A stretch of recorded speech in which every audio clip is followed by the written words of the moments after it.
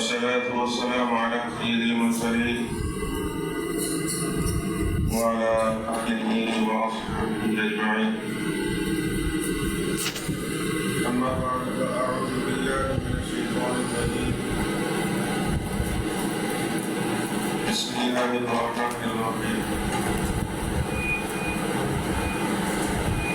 الرحمن علم القرآن خلق الإنسان علمه البيان. صدق الله العظيم.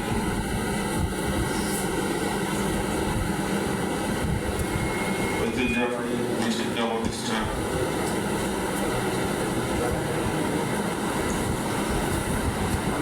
দারুল আইতাম ইসলামিয়া রাদিয়াল্লাহু তাআলা আনহা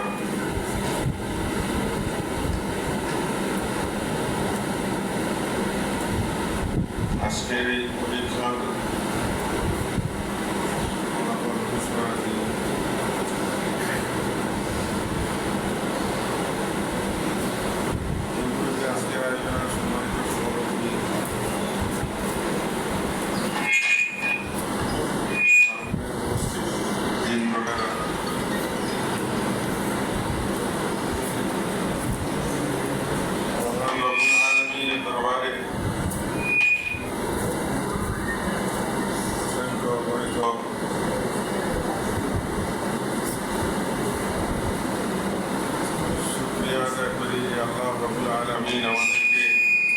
লাইনের সমস্যা রে বাবা, বললে মার্কেটে লাইনের সমস্যা।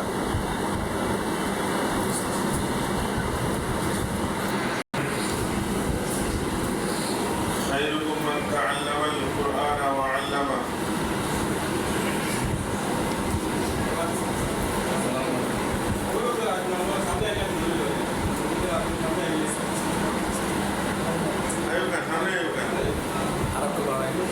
সামনে বড় যারা আছি আমরা সামনে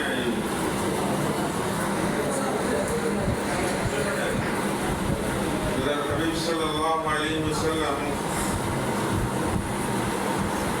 সর্বোত্তম শিক্ষা হিসাবে ঘোষণা দিয়েছেন।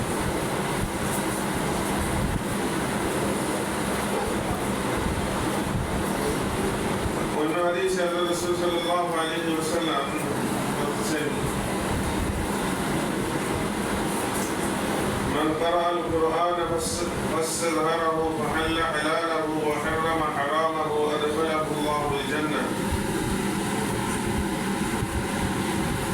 যে ব্যক্তি কুরআন শিখে এবং এর উপর কুরআনের হালাল, কুরআনে যে বিষয়কে হালাল ঘোষণা দিয়েছে, এই বিষয়কে নিষিদ্ধ ঘোষণা করছে, কুরআনের হালালকে হালাল হিসাবে, অর্থাৎ শরীয়তে যে হালালকে হালাল হিসাবে, হারামকে হারাম হিসাবে মানিয়ে চলে, আল্লাহর হাবিব সাল্লাল্লাহু আলাইহি ওয়াসাল্লাম বলতেছেন যে আদখালাহুল্লাহুল জান্নাহ, ওই ব্যক্তি জান্নাতে প্রবেশ করবে। শুধু এতটুকু পর্যন্ত সীমাবদ্ধ নয় যে ওই দিন, যেদিন সমস্ত দুনিয়ার মানব জাতি পেরেশানির ভিতরে, আর যাদের উপর জাহান্নাম অবধারিত, ওই সমস্ত ব্যক্তিদের থেকে নিজের আত্মীয় স্বজন, নিজের নিকটাত্মীয়, এইরকম 10 জন জাহান্নাম নির্ধারিত অবধারিত ব্যক্তির, যা ওদের পক্ষে 10 জন ব্যক্তির পক্ষে আল্লাহ তাআলা কুরআন মালার সুপারিশকে গ্রহণ করবে। من قرأ القرآن فاستظهره فحل حلاله وحرم حرامه وأدخله الجنة وشفعه يوم القيامة. এদের ওই কুরআন ওয়ালার আল্লাহ রাব্বুল আলামিন ওই দিন, যেদিন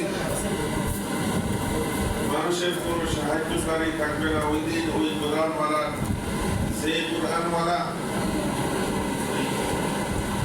কুরআনের হালালকে হালাল হিসাবে মানিয়ে চলবে, কুরআনের নিষিদ্ধ বস্তুকে মানিয়ে চলবে। ওই সমস্ত ওই দিন 10 জন জাহান্নামী যাদের উপর জাহান্নাম অবধারিত তাদের ব্যাপারে ওই কোরআনওয়ালা সুপারিশ গ্রহণ করবে।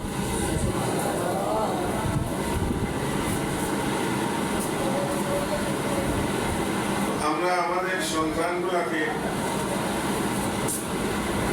আমাদের আওলাদগুলাকে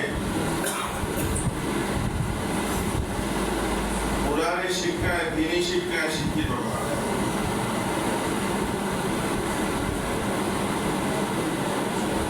আমাদের মুসলমানের বুনিয়াদী শিক্ষা যেটা,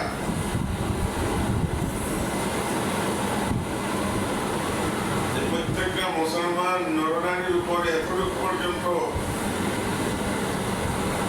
দ্বীনি শিক্ষা ফরজ। তলবুল ইলম ফরিদাতুন আলা কুল্লি মুসলিম। আমার 24 ঘন্টা অর্থাৎ আমার চলাফেরা, উঠা বসা, খাওয়া দাওয়া, ঘুম, ব্যবসা বাণিজ্য, কৃষি, চাকরি, নকরি, আমি যেই অবস্থায় থাকি কতটুকু পর্যন্ত আমার জন্য দ্বীনি শিক্ষা খরচ। এই জন্য আমাদের সন্তানগুলাকে কোরআনের শিক্ষায় শিক্ষিত বানানোর জন্য আমরা এই সমস্ত দ্বীনি শিক্ষা প্রতিষ্ঠানও পাঠাই।